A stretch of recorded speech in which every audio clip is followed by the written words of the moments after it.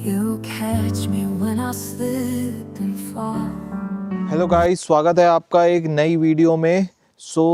थोड़ा ठंडियों का टाइम चल रहा है एंड आज हम लोग रिव्यू करने वाले हैं बुलेट का। ये मेरे पापा की बुलेट थी एंड ये 1982 मॉडल है।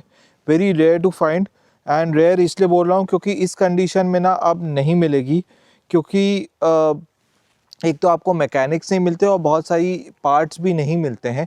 तो इसमें भी काफ़ी डिफरेंट पार्ट्स हमने लगाए हैं, तो आज हम इसका रिव्यू करेंगे। एंड सबसे इम्पॉर्टेंट चीज़ ये है कि इसके पार्ट्स के साथ साथ ना इसकी सर्विसिंग करवाना इज़ रियली डिफ़िकल्ट, क्योंकि सबसे पहली बात, इतना पुराना कोई मैकेनिक नहीं मिलेगा। दूसरी चीज़ ये होती है कि बहुत महंगा होता है, क्योंकि एक तो पार्ट्स नहीं मिलते, डिफरेंट पार्ट्स ला के आपको करने पड़ते हैं। ये सब आप वही करते हैं जिनको शौक़ होता है। तो मैंने जो गाड़ी चलाना सीखा था, मैंने इसी से ही सीखा था। तो आप देख सकते हैं इसमें उल्टे साइड गियर आते हैं। तो इसके गियर राइट में है, पहला ऊपर है, 3 नीचे है। तो जनरली जो अब बाइक्स आ रही है उसमें totally different left side gear है। एंड आप देख सकते हैं गाड़ी कितनी अच्छी कंडीशन में हमने रखी हुई है। तो सर्विसिंग करवाना पड़ता है। हाँ, इसमें एक्चुअली अब थोड़ी प्रॉब्लम्स आने लग गई हैं, थोड़ा रस्टिंग वस्टिंग हो जाती है, बट अदरवाइज़ बहुत ही बढ़िया कंडीशन में है। सो गाइस, ये वही बुलेट है जो बदनाम है कि आपने किक मारा और इसने अगर बैक मार दिया तो आपका पैर टूट जाएगा। खैर, मेरे पापा ने एक टेक्निक सिखाई थी मेरे को इसको चालू करने की, तो मैं आपको दिखा देता हूँ।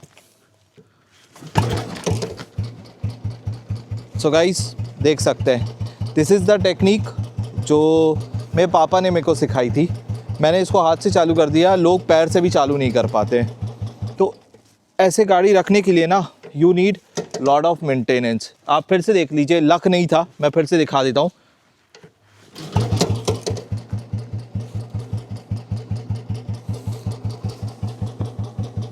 सो गाइज़, अब हम शुरुआत कर लेते हैं।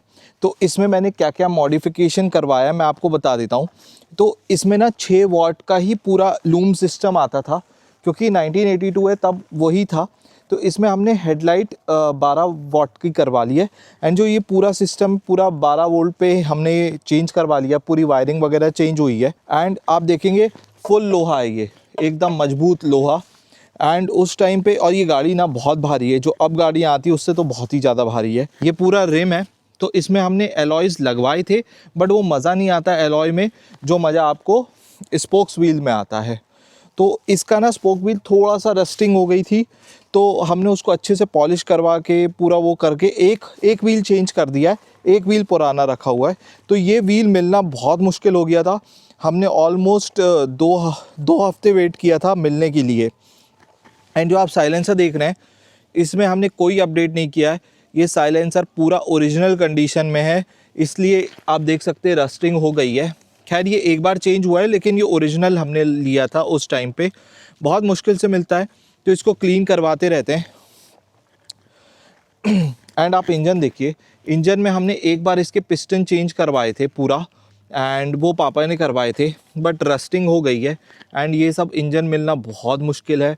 हमने काफ़ी चेंजेस करवाए। इसका जो गियर सिस्टम है ये आप देख सकते हैं, इसमें हर गियर के बाद न्यूट्रल आता है, तो ये थोड़ा सा कॉम्प्लिकेटेड है। अब मैंने तो इसी गाड़ी में सीखी है, ये जब मैं 6th-7th क्लास में था तब से ये गाड़ी चला रहा हूँ। तो मैंने तो इसी गाड़ी में सीखी है, तो मेरे को कोई प्रॉब्लम नहीं जाती। बट हाँ, जो मेरे दोस्तों ने चलाई थी उन लोग को नहीं चल रही थी, क्योंकि आप हर गियर के बाद न्यूट्रल आता है, तो आपको थोड़ा ज़्यादा प्रेस करना पड़ता है। तो वो अब मैं एक्सप्लेन नहीं कर सकता। बट हाँ, इसकी एक और बात है कि जैसे पूरी 4th गियर पे होगी, आपको डायरेक्ट न्यूट्रल करना है, तो आप बस यहाँ पे कर दीजिए। जब मैं चालू करूँगा मैं आपको वो दिखाऊँगा। ये एयर फिल्टर है इसका। गाइस, ये जो है ये हमने लॉक चेंज करवाया था। पहले लॉक इसके साइड में आते थे और नीचे आते थे, तो वो एक चेन से दोनों चाबियां रहती थी, उसको आपको घुमाना पड़ता था। बट फिर हमने लॉक सिस्टम चेंज करवा दिया, क्योंकि वैसा मिल नहीं रहा था। एंड ये लॉक न्यू है, डायल न्यू है, आप डायल देख सकते हैं। पापा ने स्पेशली बाहर कहीं से बुलवाया था, इसमें लिखा भी हुआ है मेड इन इंग्लैंड। ये उल्टा डायल है, तो आप देख सकते हैं, बहुत ही बढ़िया डायल लगता था मेरे को। ये सारे पार्ट्स हमने चेंज करवा दिए हैं, क्योंकि ये पार्ट्स जो ओरिजिनल आए थे वो नहीं मिल रहे थे एंड वो ख़राब हो गए थे। तो ये नए हैं। वैसे ये इंडिकेटर का कोई काम नहीं है, तो ये पार्ट्स नए हैं। ये भी ख़राब हो जाते तो आजकल मिलते नहीं है, बहुत मुश्किल से ये पार्ट मिला था, ये पूरा ख़राब हो गया था तो हमने इसको भी चेंज करवा दिया है। लॉक सिस्टम मैं बता देता हूँ, कभी कभार टंकी के इसमें पानी जाता ही जाता है तो रस्टिंग भी हो जाती है थोड़ी बहुत, तो ये ना बारिशों में निकालना थोड़ा सा रिस्की रहता है, क्योंकि पानी कितना भी टाइट करवा लूँ, कितना भी रबरिंग पैकिंग करवा लूँ, ज़्यादा बारिश में आ ही जाता है थोड़ा बहुत। मैं आपको दिखा देता हूँ, जो पुरानी बुलेट चालू करते थे तो हमेशा आपको इसको जो एम्पेयर का कांटा है उसको आपको बीच में करने के लिए यहाँ पे दबाना पड़ता था एंड थोड़ा सा किक मार के इसको बीच में कर देना है, बस फिर चालू हो जाती है, फिर एक किक मारो चालू हो जाएगी। सो गाइज़ मेरे को पता नहीं आपने अभी तक नोटिस किया कि नहीं किया, इस गाड़ी में कोई भी इंडिकेटर्स नहीं है। तो जब ये गाड़ी ली थी तब इंडिकेटर्स नहीं आते थे बाइक्स में, तो इसमें भी कोई इंडिकेटर नहीं है, हमने एक्स्ट्रा लगवाया भी नहीं है, हमने इसको जितना ओरिजिनल कंडीशन में रखने का ट्राई किया है। अब हाँ, कुछ पार्ट्स मिलते ही नहीं है तो फिर तो चेंज करवाने पड़ते हैं, बट मैक्सिमम हमने इसको ओरिजिनल कंडीशन में रखा है। एंड मैं आपको एक बार इसका हॉर्न भी सुनवा देता हूँ। तो हॉर्न पापा ने चेंज करवाया था, आप हॉर्न सुन लीजिए। अच्छा तेज़ हॉर्न है, वैसे हॉर्न की ज़रूरत नहीं पड़ती, इसकी आवाज़ बहुत ही प्यारी आती है, अपने आप धीरे धीरे चलाओ आप, बहुत ही बढ़िया थंप है।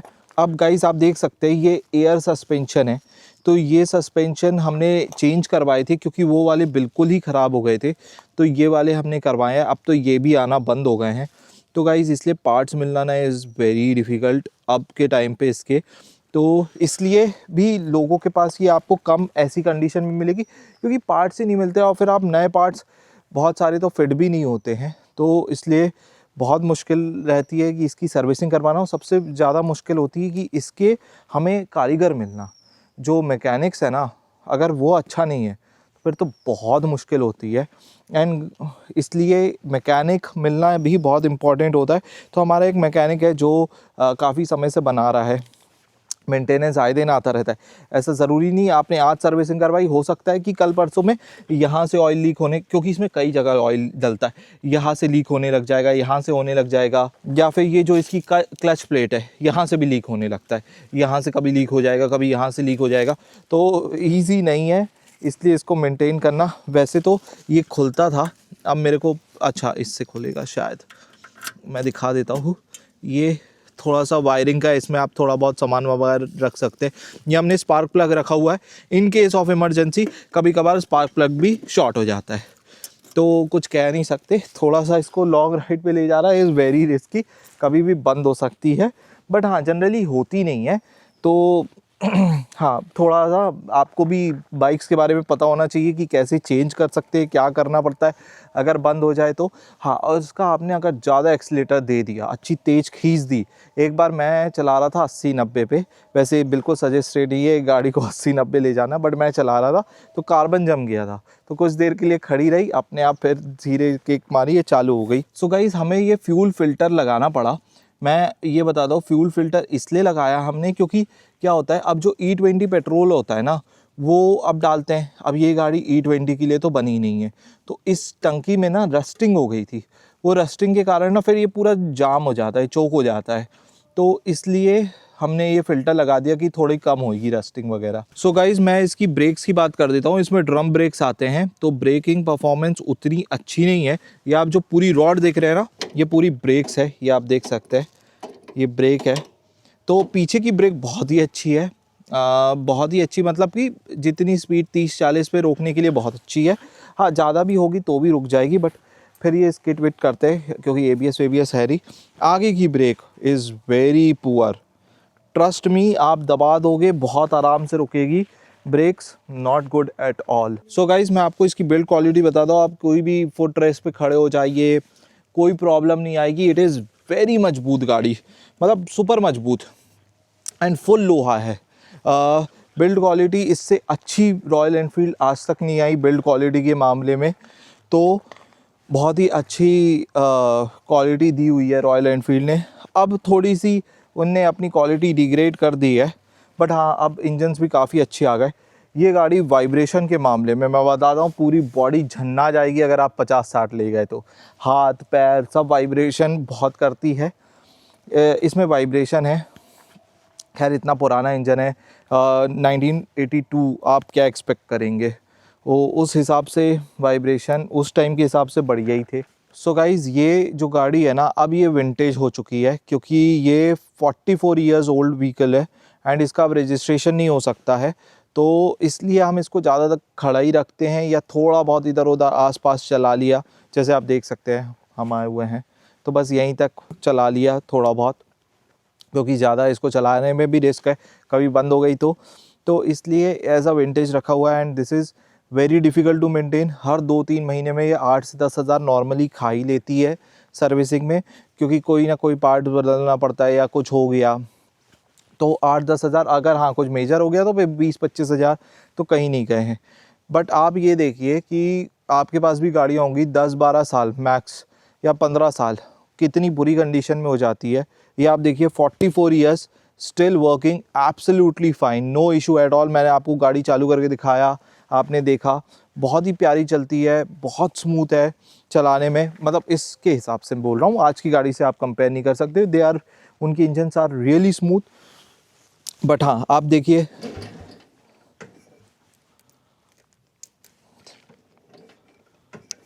ये देखिए आप एक किक में चालू भी हो जाती है। एंड मैं आपको इसकी वॉइस सुना देता हूँ। तो गाइज़ मैं आपको ना इसकी आवाज़ भी सुना देता हूँ। ये माइक है, आप सुन सकते हैं। ये नॉर्मल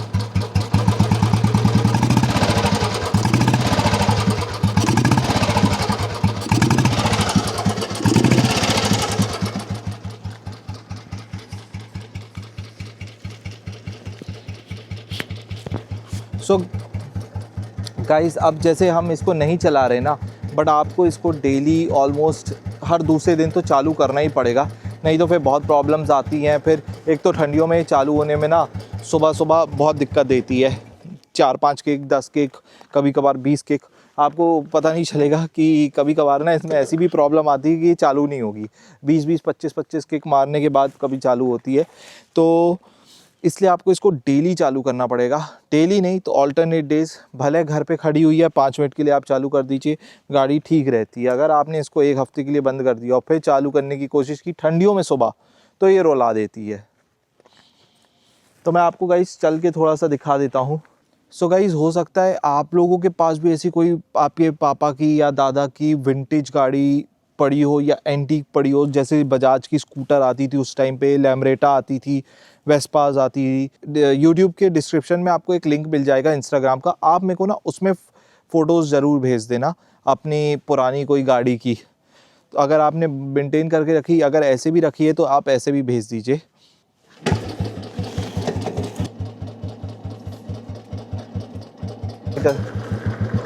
सो गाइस हवा काफ़ी आ रही होगी, बट आप ओडोमीटर देख सकते हैं, ये उल्टा चलता है। एंड हाँ इसके शॉकअप्स उतने अच्छे नहीं हैं कि आपको एकदम कंफर्टेबल राइड दे दें, बट हाँ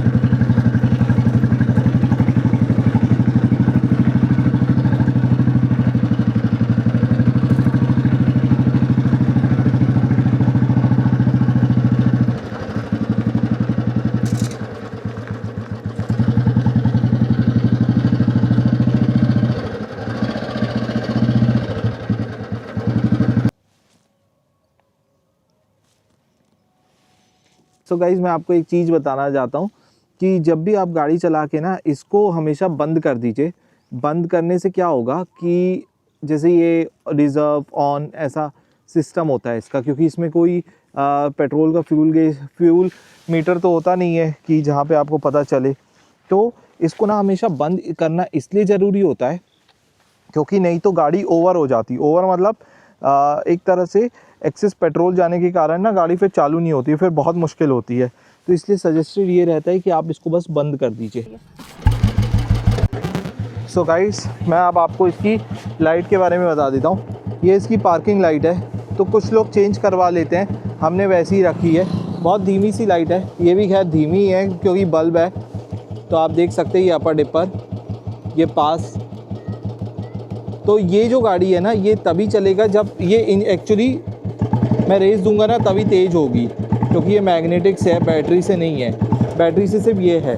तो जैसे अगर गाड़ी बंद हो गई तो ये भी बंद हो जाएगी, बट ये चालूगी क्योंकि ये बैटरी से है बस।